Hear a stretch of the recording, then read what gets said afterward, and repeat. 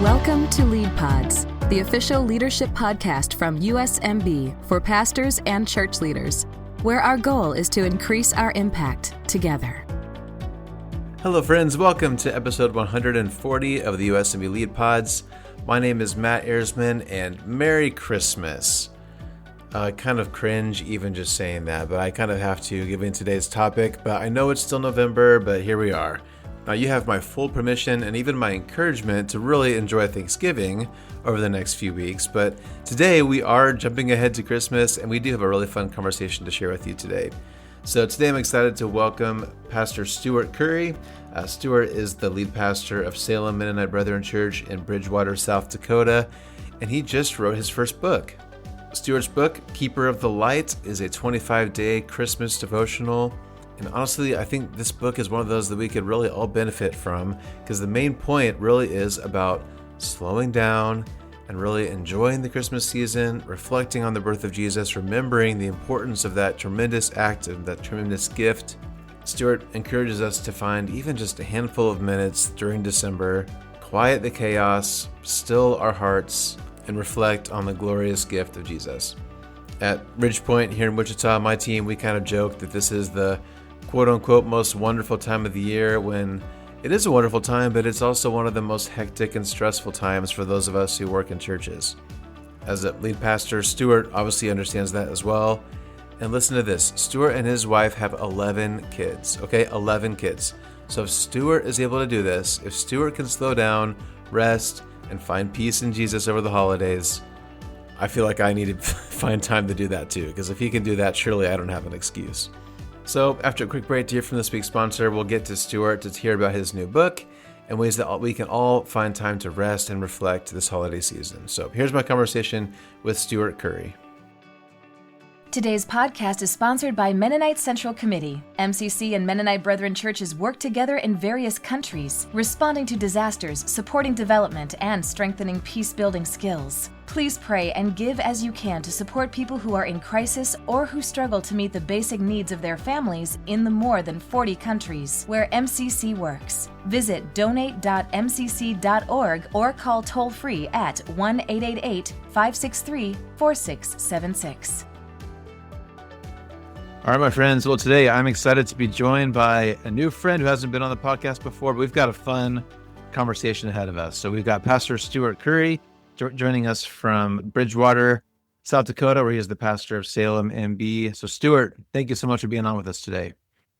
Thanks for having me. I'm excited to be here. Yeah, it's so good to have you. And I think we've had just a couple kind of casual interactions over the years. I've seen your picture. Are you just a bow tie guy? Is that kind of your thing? Yeah, a little bit. I like it. I'll be honest with you. You know, when you look sharp, you think sharp. Yeah. People think you're smart. There you go. So the bow tie is just an automatic IQ raiser. Yes. And so I got to get all the points I can get. I love it. And I'm very sad that most of our listeners can't see your setup, because you are, as we're going to talk about here in a minute, we're going to talk about Christmas. You're in the Christmas spirit, man. It's September 26th as we're recording. You've got Christmas decor and stockings. You're in a comfy big lazy boy. Like, I feel like you are in the North Pole right now. You know, I think it's hilarious that Costco has Christmas stuff out. Oh, yeah. Decorations, wrapping paper, everything you need for Christmas already. It's crazy. Absolutely crazy. You've joined the spirit, and I love it. So Merry Christmas. Merry Christmas, Stuart. Merry Christmas, man. All right. Well, hey, let's dive in. So first of all, again, I know a little bit about you, but honestly, not very much. Some of our listeners are probably in the same boat. So why don't you tell us a little bit about you, your family, your church there in Bridgewater? How else, just some kind of basic stuff for us to get to know you a little bit.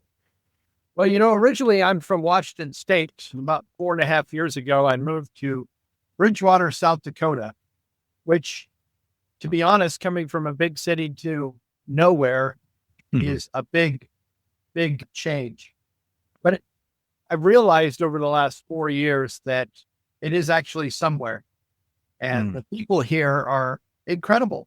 My church has just been fabulous, as we've been going through some things as a church. Personally, we had a storm ruin our house, like a derecho with a tornado, crush everything that we kind of own. People from the church have just been a blessing to us. And just, it's amazing to be here in a farming community. Everywhere you go, you see farms. Where I come from is the big city. And I am a father. I have 11 children. My oldest is 32 and my youngest is 9.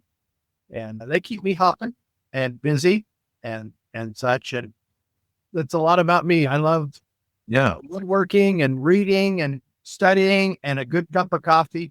I'm always in search of that perfect cup. Nice. Okay, I have to stop. Did you say 11 children? I did, Matt. I did say 11. My goodness. How are you functioning? That's my first question. Well, Matt, are you married? I am. I have 2 kids. And that's why I'm amazed. I don't know if I should tell you we're going to be live on the. No. There's secrets that, we wanted 6 and then all of a sudden we had 8 and then 9 and 10 came along. And my last 3 are 18, 14 and 9. So there's quite a few years that it was kind of like, oh, we're done. Oh, no, we're not. No, we're not. And my wife is incredible. My wife, Ann. And a lot of people ask me, well, how old are you? Well, I am 54 and I got married when I was 21. Okay. We just for a long time, we were either having a child or we had a child or we were about to have a child. But God has always been good to us. I cannot complain. Well, I am thoroughly impressed. So congratulations on that. That's amazing. Well, tell us a little bit about your church too. So you said you've been in Salem for about 4 years. Is that right? About 4.5. Okay. We're a small rural church that either, we have a lot of people have a lot to do with farming. They either are farmers or they do something on a farm. A lot of truck drivers and nurses, school teachers. Now that's just the occupation of people, but their hearts for Jesus are great. And we have a few programs that we do that the church supports, like an after school program called Good News Club. And it's after class at the end of the day, we meet at the elementary school and parents sign a permission slip that says, hey, your kids can go to Good News Club. And my church supports that and participates and volunteers and prays for these kids. And the last couple of years, we've had 50, 60 kids show up on a Tuesday afternoon. And 14 of those kids last year said yes to Jesus. Man, that's amazing. That is amazing. That's important. And so it's a big group of people that, we get together Sunday morning like family. Very cool. Well, that's awesome. I love hearing that. Well, yeah, it's great just to get to know you. But honestly, the main reason we're chatting, at least right now, is you wrote your first book and it's coming out here in just a few weeks. And so I'm excited to learn more about it and tell our audience about it. And so your first book, you chose to write a Christmas devotional. So of all the things that you could write about, what led you to that topic? Well, here's the thing about Christmas that I think is becoming more and more of a challenge is that for some of us, it becomes more of just another busy holiday. Yeah. I mean, if you look how busy we've gotten, there's a meme on Facebook that kind of says, before too long, we're going to be sitting in our Halloween costumes, having Thanksgiving dinner on Christmas morning. But the reality is, for me, it was like, we're so busy, but Christmas is the one point that changes everything for us. Is that one point in which God said, I'm coming. I'm about to redeem you. This is it. This is the almost like, a good movie when it has that pivotal point in which, the hero shows up, or it's the turning point in the war, or the turning point in a good drama, or a book that, you've read so long and all of a sudden everything has changed because there's hope. And that's what Christmas is all about. It's hope. Yeah. And there was just part of me, I love Christmas. I love the symbolism of Christmas. I love the meaning behind Christmas. I love Christmas carols. I'm the guy that, drives everybody nuts because I would sing Christmas carols in July. But and so in processing the last couple of years of Christmas, my kids get a little older. And as a pastor, let's be honest, every year it's the same theme. We talk about Jesus. Yeah. And it really got me thinking about, what about Christmas? What is it about Christmas that's so important? And Advent is a celebration in the church that, it's not in the Bible, but the aspects of Advent are so meaningful and so purposeful for Christmas that I just took that as my base.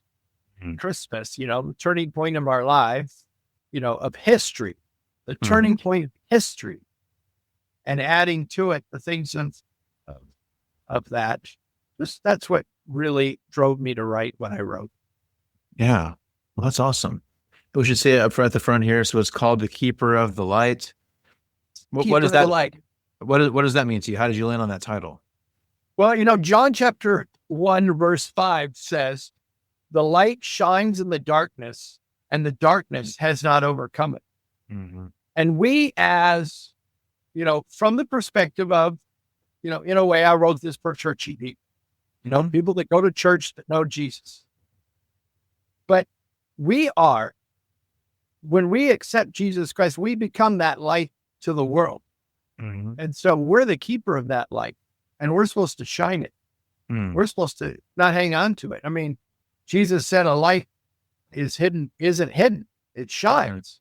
And, if you take and get in a dark room and you turn on your little, flashlight, it changes everything. That's what was going on. If you think spiritually in the world, it was a dark time. And then Jesus comes and the light is here. And we as Christians, we need to learn to remember that. And we are the keeper of the light. And so that's where I got the title from. Nice. Very cool. And I mentioned, it's a devotional, so it's got kind of a structure to it. There's kind of some repetition and some themes that go throughout. And so you were kind enough to send me a few chapters. I kind of read through it. And I like how you did it, because there's 25 days just leading up to Christmas. Is that right? Correct. So every day there's a kind of a handful of different things that you repeat. So there's kind of a format that it follows. Why don't you kind of explain that to us? Well, there's a little bit of, it's simple. I like being simple, and just some questions to ask yourself, scripture to read, and then, a meditation or a little devotional to read, and then some points to ponder, some things for us to think about throughout the day. I know, and Matt, the last thing you need is something else to do for Christmas. Right. So I wrote it with the perspective of 10 to 15 minutes. You could do it individually, do it with your family, and somebody else, but just slow down. Yeah. Take the time to read it, ponder it. And then there's also some, if you really think about it from the perspective of we're the keeper of the light, how does hope really truly play in our lives? What does hope bring? When we have hope, we bring peace. When we have peace that's on hope, then we got joy.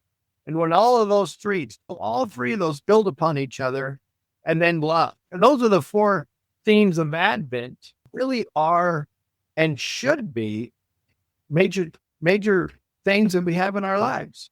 Yeah. We've mentioned a couple of times here, and it's in your book too, that Christmas is just such a hectic time. And it's sad, and it's a bummer. That's just how American culture is. It's probably the craziest time of the year for a lot of people. And most of our audience are pastors or church leaders, so they're probably maybe even extra frantic getting their Christmas services and whatever in order. So I appreciated early on in your book, you said something like, hey, this isn't another checklist. Don't feel any guilt if you don't make it every day. And I could just tell it was important to you that this is supposed to be kind of like a restful gift more than like an expectation, right? Was that kind of your heart behind this?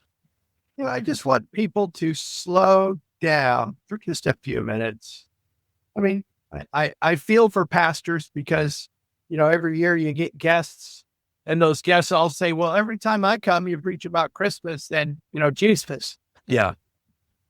There is some truth to that. There's also truth that I think that we get so busy and we got to do all the stuff for Christmas that we miss out for Christmas. And so I just wrote it from that perspective. What is Christmas? What are these characters? And I tried to, there's a couple of chapters, I didn't send you all of it, that I took into consideration, like Joseph. Joseph really isn't mentioned a whole lot in the Bible. Right. And think about this. He was betrothed. He was engaged. This was his woman. And then finds out that she's with child. I put myself in his shoes. What would happen to me if I was Joseph? I think to myself, I'd probably lay in bed at night going, why? Why me? Why Mary? What's going on? What's my reputation going to be? I mean, you imagine if they had Facebook back then? Yeah. Right. There's so much going on in his life. And yet, what do you see him doing? Action. Because it says that he rose and did what the angel told him. But you also see later when God tells him to get up and go to Egypt, he gets and goes. Here's a man, it isn't mentioned much. But yet he set aside what he expected in life and took Jesus on, Yeah. Yeah, Joseph is such a fascinating character. I'm glad you devoted some time to talk about him. And we take time. God's word is kind of funny, and it's different for everyone. But in this time period, if you didn't have children, you weren't blessed by God. Yeah. And so the forerunner to Jesus, John the Baptist, his mom and dad hadn't had any kids. And so people would have said he's cursed. And what does the angel tell Mary? Your cousin Elizabeth is with child. So nothing's impossible. So God was using that example to share with Mary that this is divine. Yeah. That's just kind of, I wonder what it was like at family reunions for Elizabeth and Zachariah, they're not blessed. Yep. And even if you read through Elizabeth, she says, this is God taking away. And so they were blessed with John coming. Yep. So I just tried to put myself in people's shoes of the story of Christmas. And then I tell some stories of my family and myself, Christmas, other things that have gone on in my life.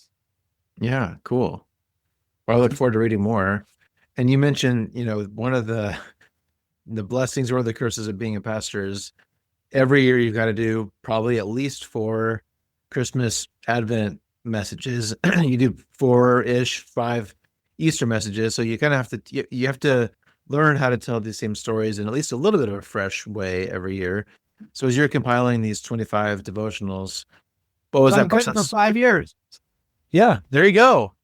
So what was that, getting 25 put together? What was that process like? Were you kind of like, this sermon went well, I can kind of repurpose it there? What was the process of getting the final 25? It is quite a process. And I don't know, when I began, I thought I'm always wanting to write and speak and do stuff. And I thought, well, let's write a devotional.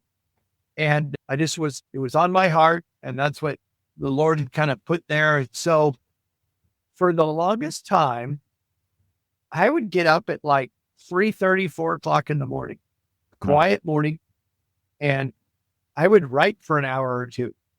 Wow. And then because this is the interesting thing with the computer that we have today, an auto speller and, different things that you can have check your work. And I have editors that will read over my work. And it was great because I could write for an hour or two, send it off to them. and they could look it over. And at the end of the day, before I'd go to bed, I can look over what they wrote and change what I need to. Mm-hmm. And so in the process, it took a couple months, but it just, for some reason, I was energized. I got up early in the morning, like I said, wrote, had it edited, and then I compiled it all. And then I worked with a professional editor, and we kind of went through the book, and he's like, well, I want you to add this. Have you thought about this? Let's put this verse instead, and then formatting it so that it, in book format. I wrote this almost a year and a half ago. Okay. Wow. So last Christmas, I made copies of it and I gave it to my church. Mm. And I asked them to read it and give me some insights. Look for things, kind of like I'd have 40 editors. Yeah, that's smart. I had quite a few come back with, I misspelled a few words, and I got a lot of run-on sentences, and if I did this a little different, or have I thought about this verse, and it was great. So we took all of that, compiled that, and then my editor went through it all over again, and we worked through it again, and I added some poems and some transition pieces, and then I got to thinking about, what do we do with this information? I can be like, great, but I wrote at the end of each section. So after the end of hope, peace, joy, and love, I wrote what do you do with it? Living out, kind of the what you've just learned. So, some practical steps to, how do you add hope to your life more? How do you add joy more? How do you add peace more? Yeah. Some practical steps. We all love practical application stuff. So I think that's awesome. So it's called Keeper of the Light. Would you say, is that kind of the overall theme, would you say, or is every day kind of its own individual theme, or what would you say? How does Keeper of the Light intersect with the theme of the book overall? Overall, it's every day. It's part of what we kind of do, because the whole purpose is, as we work through hope, which is the first week, because that's really the foundation of, what we're hoping. As a keeper of the light, we hope. And so I tried to write it in every day. I don't know if you would see it every day, but it's there to help build us up, so that when we're done reading, we're built up to be a better keeper of the light. Yeah. Good. When you mentioned, obviously, we talked about how Christmas is such a busy time. You kind of want to give a resource that kind of centers us and anchors us and gives us some peace in that time. Is that kind of what you're hoping the main kind of takeaway is? Or what are you hoping is, if someone does sit down and read it for 15 minutes every day leading up to Christmas, what do you hope they feel, or what do they come away with after reading? That they would have a better understanding of what Christmas really is all about. That it's not just about, the presents and the tree and all of that. It's about our Savior coming down and giving himself for us. Yeah. And we who have accepted him, it is very much a book for Christians. And anybody could read it. I mean, if you were a non-Christian, some of the, what we talk about in there, they might struggle a little bit understanding it if you don't know what I would call church talk. Yeah. But it's just a book to allow us to slow down and to begin to understand Christmas. So do you have any thoughts or input? You obviously 11 kids, pastor of a church. I'm sure this time of year is crazy for you too, and there's a lot on your plate. How do you kind of guard yourself and keep yourself from getting into the hubbub of stuff? And how have you found ways to kind of actually apply this to have that peace in your own life? Or is that impossible? The short answer, Matt? Yeah. No. Yeah. It feels impossible. Yeah, it does. And I think Dr. Cloud, he kind of put it best in his book about boundaries and setting aside boundaries so that you know your limits and what's going on. Right. I struggle with that, Matt, just not slowing down. Yeah. Right now, because we've spent the last 2 years rebuilding my house that got destroyed in that storm. Yeah. We're closing in on almost drywall stage. So Okay. we're almost done. Mm-hmm. And so if I'm not doing church stuff, I'm working on that. Okay. If I'm not working on that, I'm doing church stuff. And so it's like a day off. No. But I try very hard. No matter what time I go to bed, get up in the morning early, enjoy a cup of coffee with quiet of the day, read my Bible, spend time meditating and praying, even if it's 15 minutes. Yeah. Just preparing myself for the day. Mm-hmm. And you have to. Yeah. Some people are like, well, I needed an extra 15 minutes of sleep. Well, then a cup of coffee and quiet, you'd be better off. Yeah. So you mentioned you shared this with your church last year. Well, what is some of the feedback that you've heard from people who have read it so far? What was some of the initial reactions to it? What's sticking out to people? A lot of people enjoyed it. A lot of people said that it really helped them think about things. I didn't get any negativity, I can't believe I just read that, maybe never being nice. I don't know. I got a lot of good, helpful hints, a lot of good. I look forward to seeing it in print. That's awesome. I mean, publishing a book is no joke. Like this is like you mentioned, you've been working on it for a year and a half. It was, a lot of people have had their eyes on it. I don't think people realize how much work goes into a project like that. So I'm sure you're ready for it to actually be out in the world too. I'm ready to hold it in my hands. I almost feel like I birthed another child. Yes. 12 kids, 12 days of Christmas right there. I know you've also, again, you've structured the book to where there's, again, like a lot of kind of practical takeaways. Are there some, you talked about, getting up earlier and spending time in prayer. Are there some like practices that you talk about in the book that you hope people will grab a hold of? Or what are some of the things like that you want people to come away from with the book? I don't know which one do I want to choose from, because some of it for me is people are busy and they don't know kind of what can I do to slow down. Yeah. And so that's a little bit in the book of here's a tool to use. Take the time to use it. Mm-hmm. Open it up, read it. And as you read it, it's a little snippet. Mm-hmm. It's not a full blown thing. It's an opportunity to just take some time and ponder what's going on for Christmas. Yeah. And that's what I'm hoping, is that people truly walk away with a deeper understanding of Christmas so that they can enjoy Christmas even more. That's good. Could you give us kind of an example or maybe share what you mentioned Joseph already? Is there another favorite chapter or idea? Like give us kind of a little bit of a snippet of something else that's important to you. So one of the things that I had written that I enjoy, I love being creative. Mm-hmm. And so I also have written some poetry that's in okay. Cool. Awesome. And this particular one is called Hope is Not Lost.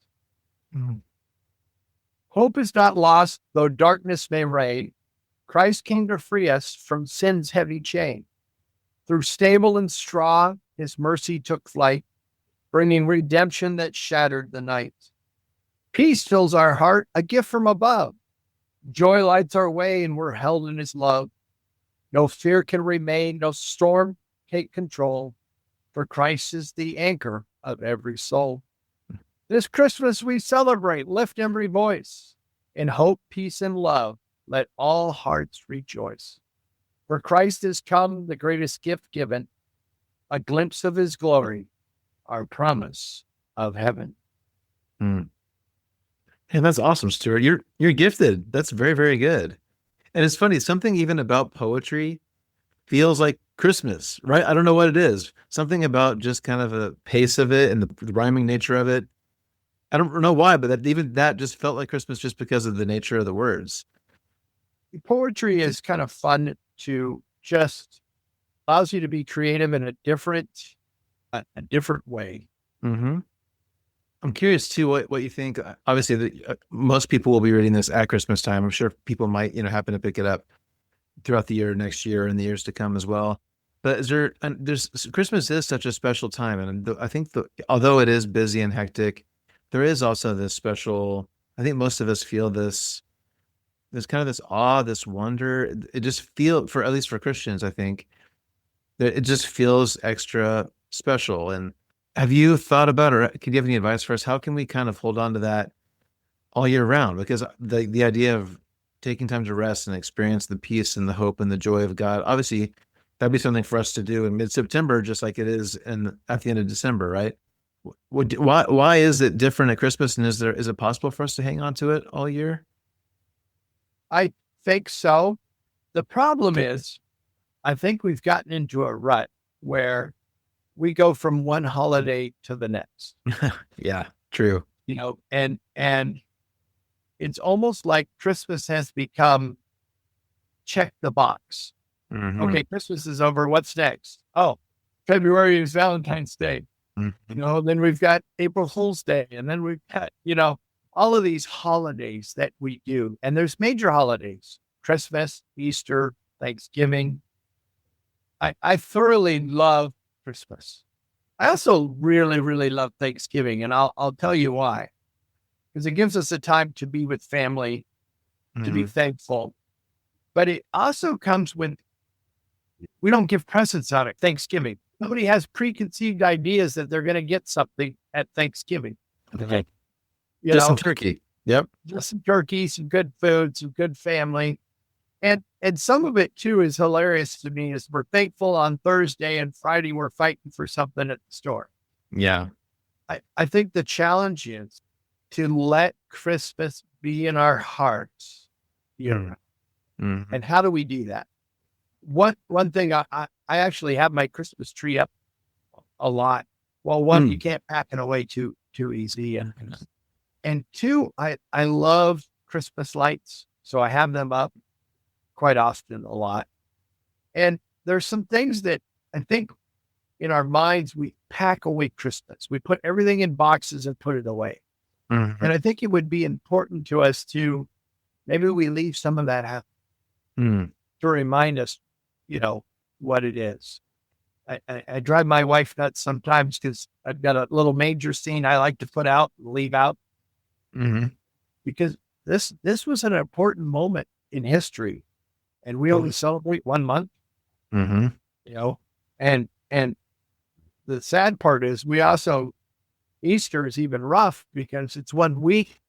We have Holy Week, and then we're done, and we move on to the next thing. And I think I almost think sometimes that is a work of Satan, or the devil, to keep us busy.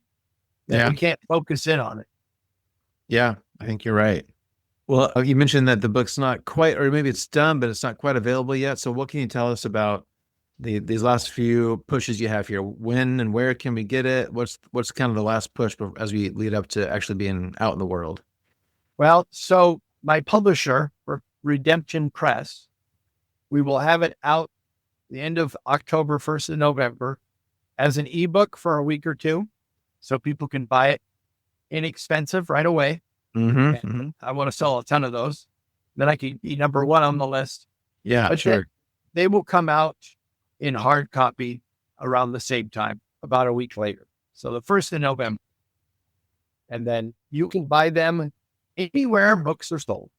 I know that sounds like a thing. Most of the books I'm anticipating are going to be sold off Amazon. That's cool. Your inexpensive place to buy books. Yeah. You a book and they'll ship it to you. Yep. Cool. So look for it on Amazon the first week in November, if not maybe a few days before that. So that's awesome. Right. Well, what else do you hope as we get closer and closer to that season? What else do you want us to think about this Advent season? What else do you want us to think about as we're reading through the book? What's kind of some final takeaways you want to leave us with? This is a couple of lines from my book that I think are important to remember, that, love is the heartbeat of the Christmas story. God so loved, he gave that love to us. And that love, didn't come in wrapped as a presence in perfection, but it came in a person. And now, because of that, we're set free. Mm-hmm. That chasm, because of our sin, the sin that separates us from God, it just was so large. And God sent his son in person because of love. That's a deep love. And when we begin to truly understand that more, then we'll begin to love more deeply. Yeah. And we would be more light shining and showing people the light. Yeah. That's beautiful. And I agree. And that's something that I guess, again, I wish we could hold on to all year round, but maybe we can take this year and use your book as a resource to help us remember that. I mean, you should have like a 2.0, release it again in July or something. Help us to remember this when it's not Christmas time, because this is That's important. right. So I am working on a few extra resources for the book, some little videos of myself and that type of thing. I don't have them done yet, but hopefully they'll be on my website when I'm done. Cool. And what is that website? Where can we learn more about it? keeperlight.com, or you can go to my personal website, stuartjcurry.com. Nice. Awesome. I feel like I've entered the 21st century, Matt, because I finally have a website for myself. Well, I'm impressed you were able to get the keeperlight.com. That's pretty much any URL is taken these days. So I'm great. I'm glad you were able to get that. That's great. Well, Stuart, thanks for writing the book. Again, just a little bit that I was able to read. It was really encouraging to me. I know people who read it will benefit from it. Again, especially in the chaos and the hecticness of the season. Just lots of really great reminders, biblical reminders of the story of Christmas. So thanks for your years of work that have gone into it. And I hope a lot of people check it out. So thanks for all your work on that. Oh, you're welcome, Matt. It's been a great journey. Thanks for having me on. I really enjoy the lead pods. Yeah. Well, great to have you on. Before we wrap up, is there anything else you want to share with us before we wrap up for today? Have a Merry Christmas, everyone. Yes. You too. Merry Christmas. Thank you, Stuart. Do you find yourself feeling lonely?